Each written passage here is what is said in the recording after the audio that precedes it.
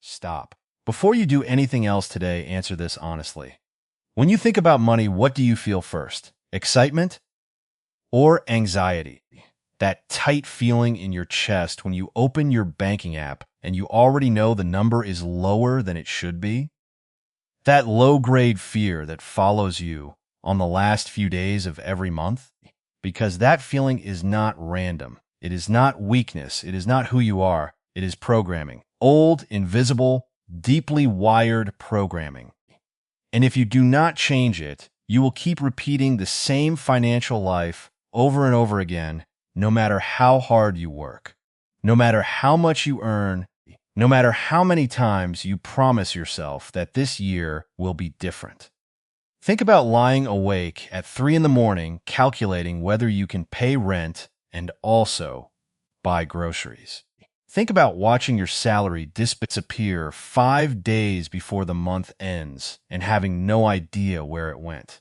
Think about the arguments your parents had at the kitchen table where the word money was always somewhere in the middle. Those moments left marks, deep, invisible marks. And right now, those marks are making your financial decisions for you. But here is what nobody tells you. You can rewrite every single one of them. And in the next 15 minutes, I am going to show you exactly how. Here is a statistic that will genuinely shock you. Studies show that lottery winners who receive millions of dollars return to their original financial state within 5 years. Let that sink in. They had all the money, every opportunity, zero debt, and within 5 years they were broke again. Think about that the next time you tell yourself that all you need is one big break. The problem was never the money. The problem was the mind that was holding it. And the same thing happens to people who get a big promotion or land a dream client or receive an unexpected inheritance. Within months, they are back where they started because their brain quietly, invisibly pulls them back to what feels familiar. This is not a money problem. This is a mind problem. And until you fix the root, you will keep pruning the same dead branches over and over again and wondering why the tree never grows. Most people never become poor because they lack money. They become poor because their identity rejects wealth. Your identity rejects wealth because somewhere along the way, your brain decided that struggle is normal, that just getting by is what people like you do, and that wealth belongs to a different kind of person, not you. And so every time you get close, your own subconscious finds a way to spend it, lose it, or give it away until you are back at the level that feels safe. Psychologists call this your financial thermostat. Just like a room thermostat keeps the temperature locked at a fixed point, your brain keeps your wealth locked at a fixed point. Rise above it, and your subconscious turns on the air conditioning. Fall below it, and it turns on the heat. Either way, you end up exactly where you started.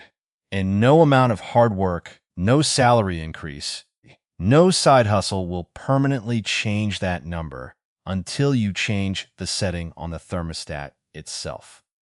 Where did this setting come from? From the very first years of your life.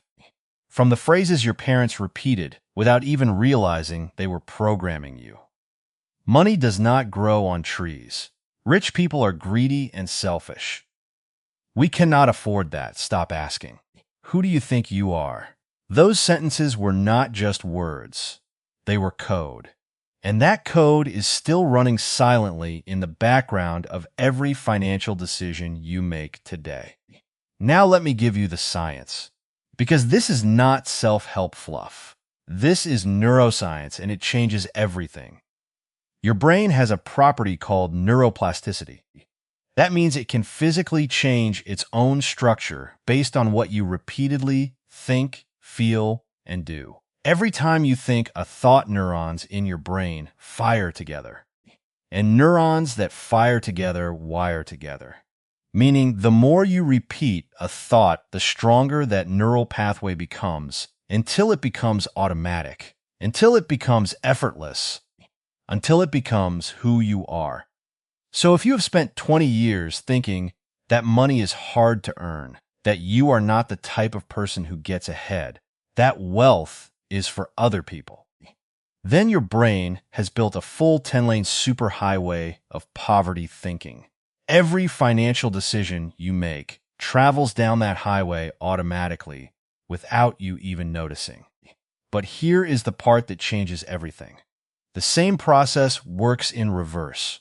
You can build a new highway, a wealth highway, and with enough repetition, that new road becomes just as automatic, just as effortless, just as much a part of who you are. It starts with changing what you feed your brain every single day. So, what does rewiring actually look like in practice? Let me walk you through 5 shifts that wealthy people make that most people never do. The first shift is from scarcity to abundance. Scarcity thinking says there is not enough. Someone else getting more means I get less. I need to hold tight and protect what I have. Abundance thinking says the world is full of opportunity, and my job is to find it, create it, and grow it. When you make this shift, you stop hoarding and start investing. You stop seeing other people's success as a threat and start seeing it as proof of what is possible for you too. The second shift is from victim to creator. Victims explain their financial situation with things that happen to them. The economy is bad. My boss does not pay me enough. I was not born into the right family. I did not get the right education. And all of those things may be true, but they are not useful. Creators ask different questions. What can I build with what I have right now? What problem exists in the world that I can solve? What skill can I develop in the next 90 days that someone will pay for? Wealth does not follow the person with the best excuse. It follows the person who keeps creating. The third shift is from spending to investing. The average person earns money, and their first thought is, what do I want? The wealthy person earns money, and their first thought is, how can this money work for me? Every single dollar is a seed. You can eat that seed today and get one meal. Or you can plant it and over time watch it multiply into something that feeds you for a lifetime. A young man I know was earning a modest income as a graphic designer. He was not making much, but every month he took a small amount, even when it felt uncomfortable, and put it into learning new skills and into assets that earned while he slept. 3 years later, his income had tripled. Not because he worked harder, because he changed the question he asked every time money arrived in his hands. The fourth shift is from short-term to long-term thinking. Poverty mindset is always optimizing for right now. Wealth mindset is always optimizing for 5 years from now. Warren Buffett said his favorite holding period is forever. Every wealthy person you admire made decisions that were painful or boring or invisible in the short term, but compounded into something extraordinary over time. Patience is not just a virtue. In wealth building, it is the actual strategy. The fifth shift is from consuming to learning. The average person uses their free time to consume entertainment. Nothing wrong with that. But the person who builds wealth uses even a fraction of their free time to invest in knowledge that compounds. Every book you read adds a tool.